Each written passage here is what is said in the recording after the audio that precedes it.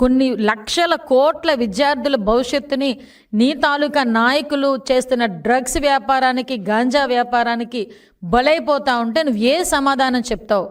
ఆ తల్లిదండ్రులని ఏం సమాధానం చెప్తావు? తల్లిదండ్రులకి ఏం సమాధానం చెప్తావు?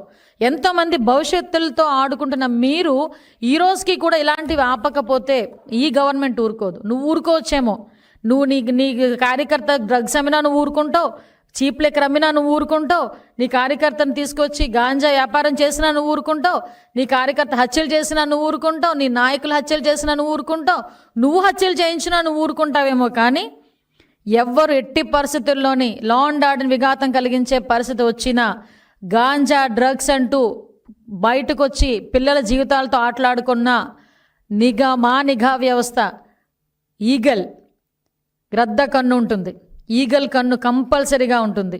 ఆ నిఘా కన్నుతో మీరు కలుగుల్లో దాక్కున్నా కూడా బయటకు తీసుకొచ్చి మిమ్మల్ని శిక్షించి ఈ విద్యార్థుల భవిష్యత్తును కాపాడుకునే బాధ్యత ఈ గవర్నమెంట్ ఎన్డీఏ కూటమి ప్రత్యేకంగా గౌరవ ముఖ్యమంత్రి గారు తీసుకుంటారని మీ అందరికీ కూడా తెలియజేసుకుంటూ ఒక్కసారి హెచ్చరిస్తున్నాం.